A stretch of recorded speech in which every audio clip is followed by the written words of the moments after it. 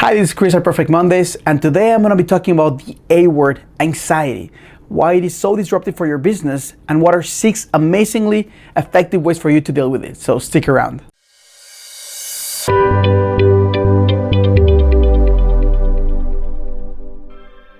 Hi, this is Chris at Perfect Mondays, a place for women entrepreneurs who want to scale their business without drama and without overwhelm. So if you're a woman entrepreneur and you want to grow your business without having to trade your time for money, if you want to work smarter instead of harder, if you want to find things that are more purposeful, and if you want to stay in your zone of genius, this is a place for you. And today I'm talking about something that's really disruptive that can affect the quality of your life and your business, and that's anxiety. Before we start tackling the 6 effective ways to deal with it, let's start dissecting what anxiety really is. So anxiety is a deep sense of worry, a deep sense of concern, and it's a debilitating emotion that taps into an area of your brain. It overstimulates that area and shuts down other parts of your brain. So why is it so disruptive? Well, if you've ever had anxiety, you know that it can make you distort your sense of reality. It means that usually you have a deep sense of fear, and when you're in a deep sense of fear, the quality of your actions and the quality of your decisions is not usually the highest. So what happens when you have anxiety? Well, 3 things happen really. One of them is that you stop breathing fully. So that means that there's not enough oxygen going to your brain, which also makes you shut down. Then cortisol, which is the stress hormone, starts shutting down parts of your body that are not essential and starts just leaving vital organs for you to be able to do the fight or flight action that you need to take at that moment in time. And then you also have adrenaline. You have this surge of adrenaline that allows you to also, if you need to jump a car, if you need to run away from a tiger, you can do that. And all these things happen at once. Now, this mechanism is designed for us to survive. The problem is that anxiety is a really addictive behavior. And for many of us, it's something that we do consistently and we stay stuck in that emotion. So what are some forms of anxiety that are associated to making you feel like crap? One of them is PTSD, and this is something that you don't have to go to war to be able to experience something like that. It's a deep sense of trauma. Another one are panic attacks. Panic attacks are another form of you manifesting this deep sense of anxiety, and also just the general feeling of being super worried and feeling like you're gonna die. That's also anxiety. So why do I know so much about this subject? Well, this is something that I've struggled with for a large part of my life. This is something that I've been able to master in some ways and been able to help my clients overcome. And just to give an example, what happened with me, several years ago, there was a period of about a year that I could not drive. And I couldn't drive because I had panic attacks, and I felt like I was gonna faint if I actually got behind the wheel by myself. Now, I was able to, overcome this challenge, and there's many other times in my life where this has crept in different ways, and there's really practical ways for you to deal with it. And today I'm going to be sharing with you 6 really effective ways for you to start managing this really negative emotion. So if you've had anxiety in your life, then you know how disruptive this is for you. This is something that is really addictive, like I mentioned earlier, because it fulfills several of your human needs. Now, it doesn't mean that it makes you feel great. However, when you have anxiety, we've talked about human needs before in these videos, and you have a strong sense of connection with yourself. It's a significant event. It's also variety. It's like a soap opera. And these 3 negative emotions make it so that it becomes a really addictive behavior. So what is the first way for you to step out of anxiety? Well, the first one is understanding what are your triggers. And triggers are any stimuli. It could be actions, it could be a smell, it could be a sound, anything, whether it's one or a sequence of actions that make you go into a rabbit hole. So for example, I mentioned that I couldn't drive for about a year because I was having panic attacks. And for me, when I was driving, it was usually a thought. The thought was, I'm not getting enough oxygen, or the feeling that I was gonna faint. And as long as I had that really small thought, it would start unlocking different emotions. I stopped breathing deeply, and then that also caused me to start hyperventilating, and my heart rate would start going up, and then that created a series of thoughts of, oh my God, I'm going to crash, and then the helicopter is gonna come to pick me up. It was a really disruptive set of events, mostly caused by the thought, I am going to faint. Now, if you've had anxiety in business, for example, some people have a very challenging client, and the moment that the client calls them on the phone or they get an email, they get this negative response, and just the thought of just seeing the name on the inbox, or for some people checking their bank account and seeing it below a specific amount, that sets a specific set of thoughts, emotions, and feelings. So if you have anxiety, I'd love for you to ask yourself right now, what is the stimuli that makes the shit hit the fan? What is the one thing, whether it's an action, a thought, an emotion, or a sequence of those, what is that little sequence that once that happens is the point of no return? So if you have the ability to understand and the awareness of when this is happening, you can stop the hose from leaking all the water, right? And what would be step number 2? Step number 2 means becoming an objective observer.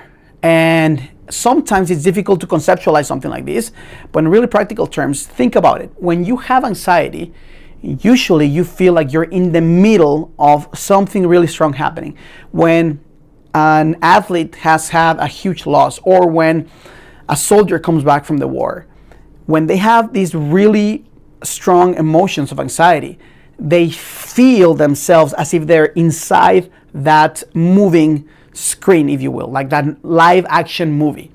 And when you become an observer, it means an objective observer. It means that you stop being inside that movie and you step out of it. So the moment that you recognize your triggers, so you can stop right there, recognize your triggers, and you feel that you're about to spiral down, I want you to see yourself as these things are unfolding. And there's something called double disassociation. I'll talk to you a little more about that. It's an NLP technique that people use sometimes to get people out of traumatic events, or sometimes phobias. And it simply means if you're in the middle of the movie, let's say, for example, that you are seeing yourself spiral down, financial ruin, whatever it is, whatever that trigger was for you, or the client that you just saw the name on the inbox and you're thinking, oh my God, I'm gonna have to have this horrible discussion with this person and it's gonna be so disruptive, and you're really struggling with that. I want you to stop for a moment, take a deep breath, and I want you to see yourself outside of your body, noticing what's happening. So if you are, for example, a practical way of doing this, if you're inside the movie, I want you to picture yourself stepping out of that movie, sitting down in the theater. Now, sometimes movies can be really impactful and you can really get into them. But if you see a movie, it's different than being inside the actual, inside the action. So see yourself looking at the movie, and then I want you to do a double disassociation. It means I want you to step out of your body. I want you to step, for example, where the projection is happening, and I want you to see yourself looking at the image, right? And when you do this, you stop engaging all your nervous system into feeling that this is happening to you at the same moment. Because anxiety typically means that we feel something happening multiple times. So you can suffer 1,000 deaths if you're having anxiety attacks, right? So that's the second one. The second one is I want to disassociate, stop judging the process, because judging is something that makes it really painful. You're not only feeling like crap about what's happening, but you're also judging yourself for feeling anxiety, and that's like a double whammy. You go downward really fast. So what's step number 3? Step number 3 means that you want to cut the craziness that's happening in your brain. That usually means that you're not breathing properly. So step number 3 is breathing fully, and there's a few different ways you can do this. 3 different ways that I would suggest you can do this. The first one means there's a specific breathing pattern you can do that not only allows your lymphatic system to start moving and start cleaning all the crap in your body, but also it starts directing your thought to counting your breath. And the ratio of your inhalation to sustaining to exhalation is as follows. It's going to be 1, 4, and 2. What does this mean? It means that if you're going to be inhaling for 1 count, you're going to be holding for 4, and you're going to be exhaling for 2. So if you inhale 1, hold for 4, 1, 2, 3, 4, and then you exhale into. Now this may be a little too fast, so what if you want to do, let's say, inhalation for 4 seconds. You're going to inhale for 4 seconds, 1, 2, 3, 4.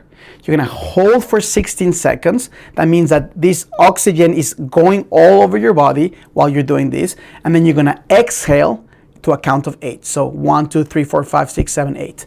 Now you can do one of these breaths, and a normal breath, and then another one. The goal is for you to do 10 breaths in this manner for your brain to stop engaging all the different things that it's doing and start focusing on the present moment. Something else you can do, if that doesn't work for you, you can count to 10 going up and then count to 10 going down. And the third step is, if you're doing this slow, deep breathing, I want you to take a tennis ball and I want you to pass it from your right hand to your left hand. Why is this? Well, as we talked about before, when your brain is having a panic attack, when your brain is doing this massive surge of anxiety, it's shutting down parts of your brain and it has an overactive section. When you have a tennis ball that's going from your right hand to your left hand, as you're breathing deeply, as you're counting, it's connecting your left hemisphere with your right hemisphere. So you can do this back and forth, 1, 2, 3, 4, 5, until you get to 10, and you exhale the same. And this also helps you stop the deep sense of worriness, if you will. And when you think about breathing, also breathing not only makes your brain start reacting differently, but it also makes your heart slow down. And part of the challenge with anxiety is that it accelerates your heart rate. And what you want to do, you want to bring this down as much as you can so you don't feel like you're out of control. So what's step number 4? Step number 4 has to do with your thought patterns. Now, it's really difficult for you to stop your thoughts when you're having a panic attack. However, it is possible for you to direct your thoughts to wherever you want it to be. Now, one of the things that I've learned about anxiety is that people usually, when they have deep fears, they're super specific with the fears that they have. That means that they have a deep sense of what's going to happen. So let's say, for example, the example that we had about the bank account. You check your business bank account and it's really low. That triggers a set of things. So that was a trigger, right? It starts making you stop breathing deeply. You go into a downward spiral, and then the thought pattern becomes, I'm going to end up in a van down by the river, right? And usually the van down by the river has specific coloration and has a sound associated to it, and you have this full-blown production of a movie. However, what I wanted to do is to start directing that thought and making your fears super generic. So instead of thinking and going deep down the rabbit hole and thinking of all the things that are going to happen to you, I want you to stop right there and just think, I have financial concerns. Make it super fluffy, make it super generic. And I do want you to have your vision super specific. So you see, most people have it reversed. Most people have a very generic vision of what they want to do in life, how they want to turn their business around, and they have a very specific vision of how they're going to end up if things don't work out. So what's step number 5? Step number 5 has to do with creating the discipline of having vigorous movement in your life. Why is this important? Well, as we talked about before, anxiety is a really addictive behavior, and it's really difficult for someone to substitute an addictive behavior with a glass of water with sugar. And sometimes meditation is great because it's going to calm us down, but it doesn't have the level of excitement that anxiety produces in your body. So anxiety produces a lot of variety for our system, and we need something similar for our nervous system to start counteracting that effect. And also, when you're doing vigorous movement, your body starts getting rid of the cortisol and the stress hormones that you generated when you were having this anxiety moment. So in terms of vigorous movement, how many times you move your body, and what is your commitment to do something that's vigorous, that fulfills your need for variety, that fulfills your need for feeling intensity, just like anxiety does. And the more that you're able to program these moments, the more that you're able to have these vigorous movements, the more you're going to be able to start letting go and interrupting the pattern in a really effective way, beyond just taking deep breaths, beyond just meditating. Something else that's really powerful for anxiety that I've also been able to experience in my life has been deep tissue massage. Now, why is this important? I'm not talking about massage where you go and you have this super soft, relaxing thing. I'm talking about this super active form of massage where you're getting a lot of the toxicity in your body removed. And when you're having deep tissue massage, it's going to touch upon certain parts of your nervous system where you store a lot of anger and sadness and nervousness. And when you start in a process of letting go of all this energy, it really impacts the way that you feel long term. So if it's something that it may not be for everyone, however you can afford it, it's totally worth to explore because it could significantly impact the way that you feel, and it will bring down your levels of anxiety. And what is number 6? Well, number 6 is a exercise that I do with my clients that has to do with overflowing your brain. overflowing your brain is something that you can do to bypass what your brain is trying to do. Your brain is trying to shut down several parts of your system. It's just trying to leave the main areas of your body that have to do with flight or flight active, and it overtakes your mind. And when you're able to override that, it's as if you have this software that's able to bypass what your brain is trying to do automatically, then you can take control of your brain. So it's a simple exercise. If you're having anxiety, I wanted to think right now, there's several modalities that I wanted to think about, and this is why it overpowers your brain. The first one is when you're thinking about anxiety, I wanted to think where in your body, what is the location of that anxiety? For most people, it's not gonna be on their pinky. It's gonna be somewhere like in their chest or their throat or their head. So think about a moment recently when you've had major anxiety, and I wanted to think for right now, where is the location of that anxiety? So after discovering where the location is, and by the way, this is not a science, so it doesn't matter. It's just the way where you feel it, that's okay. So after you feel the location, I wanted to think about what is the size of that anxiety. For some people, it's not gonna be a teeny tiny pebble. It's gonna be like almost like feeling their entire chest cavity or their throat, like almost like they can't even breathe.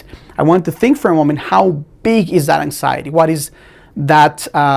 What is the size of that? Then I wanted to think, what is the color of that anxiety as well? Again, you're gonna say, well, Chris, anxiety doesn't have any color. Well, I know it doesn't, but if it did, what color would it have for you? Many people tell me it's like a super dark color, it's a bright red. I wanted to think for you, what would that anxiety be? So let's say, for example, that it's in your chest and it's really big and it's color red. The next things I wanted to think about, what is the texture of that anxiety? If it's big, is it super soft, like cotton? Is it super rough? Does it feel like it's gonna cut you like a knife? How exactly, what is the texture of that? And then I wanted to think, what is the intensity? So if 0 means nothing and 10 means as high as I can get for anxiety, from 0 to 10, where is it? And lastly, I want to think about what is the temperature of your anxiety. So is it super hot? Does it make you burn? Is it lukewarm? Is it cold? What is it for you? So let's go with some assumptions just for sakes of this exercise for you to practice this right now. So imagine that it's in your chest, that it's really big, that is the color red, that is intensity number 10, that it feels super rough, almost like it's gonna cut you, and it feels really, really hot. So the exercise involves into you counting to 10 as you take a deep breath, 1, 2, 3, 4, 5, 6, 7, and 8, 10. Holding it for a second and then exhaling. And every time you exhale, I want you to think of all the submodalities that we just talked about: location, size, what is the texture, what is the color, what is the temperature, what is the intensity. And I want you to bring it down. The ideal is for you to go in 10 deep breaths to the opposite of what you have. So for example, if it's really big, I want it to go small. So in 10 breaths, it needs to go like super small, almost to the point where it disappears. If it's super rough, it needs to go super smooth and super soft. If it's the color red, it needs to go down to color blue. If it's super hot, it needs to go to super cold, right? Almost like a super cold ice. If it's intensity number 10, it needs to go to all the way to number 1 or number 0. And if you practice this, if you overstimulate your brain and you take control of that, then you're gonna find that it's a really powerful way for you to start getting control of your anxiety. Now, anxiety, it's a really challenging experience in life. I think that if you're having challenges with anxiety, it's totally worth to talk to a professional. However, if you start practicing some of these things, I think you'll also find that you can start getting control of your emotions. So let's review quickly what are some of these things that we talked about in terms of understanding and dealing with your anxiety. Number 1 has to do with you understanding your triggers. What is the stimuli, the set of events that have to happen for you to get triggered, where you go down the rabbit hole and there's the point of no return where the shit hits the fan. Number 2, become an objective observer. It means instead of being inside the movie, I want you to step out once or twice and just see yourself seeing the movie, because that's gonna start eliminating that deep sense of this empowering emotion that you have.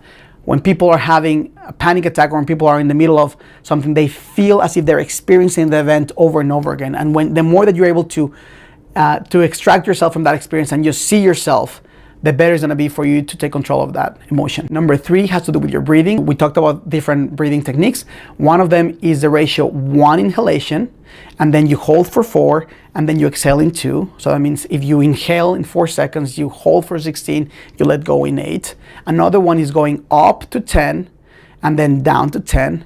And the other one is going either one of those, but having a tennis ball in your hands and just passing them back and forth as you're counting, as you're breathing. So you start connecting the parts of your brain that are gonna stop the activity of your brain where it's like overpowering, and you start connecting both hemispheres. Number 4 means taking a step into your thought patterns and making your fears super generic and making your vision super specific instead of the other way around. It means that you really have to take control of what are the things you allow to say yourself about the situation, the metaphors, the adjectives, the stories that you tell about it, and just literally going to the point like, I have financial concerns, I have concerns about a client, but not going deep into the rabbit hole where you allow yourself to go into this horror film that's fully produced with orchestra and everything, where you feel super scared. Number 5 has to do with vigorous movement. So making time, planning out specific moments in your week where you're going to do vigorous movement, whether it's a HIIT workout, whether it is something that's anaerobic, that has the ability to match the intensity that anxiety is going to produce in your body. So you can start letting go some of those really harmful chemicals that your body produces, and you start interrupting the pattern in a really effective way beyond just meditating or beyond just breathing. And lastly, we talked about this exercise where you overflow your brain. It means you override the automatic pilot and you start going into the different categories of your anxiety. You start thinking, where is your anxiety in terms of location? What is the size? What is the shape? What is the color? What is the intensity? What is the temperature? And you take the 10 deep breaths, and after every deep breath, you let go. And the purpose is for you to reverse from going big to small, hot to cold, red to blue, or whatever the color is for you, from the texture that's like super rough to super soft, intensity going from 10 to a level 1, and temperature going from cold to hot or hot to cold, whichever it is for you. So anyway, I hope that these tools are helpful to you. If it is, I'd love for you to do 3 things. I'd love for you to subscribe to my channel and like the video. And if this is something that you think someone might benefit from, please share it with them. And most importantly, if you're a woman entrepreneur and you want to apply some of these strategies, if you watch my videos consistently and you'd like to have more hand-holding in the process, if you want for someone to help you the way that I've helped hundreds of women entrepreneurs to reach their goals and scale their businesses and get a lot more time in their hands, then just reach out. There's gonna be a link underneath the description of this video where you can click and fill out a form, and then we can explore if we're a good fit to work together. And also there's a second link underneath that first that has some case studies that you can explore, get inspired, and see the women that I've been able to help and some of the success stories on how we've been able to work together. So I hope this is helpful. Thank you so much for watching, and I send you all my love from Austin.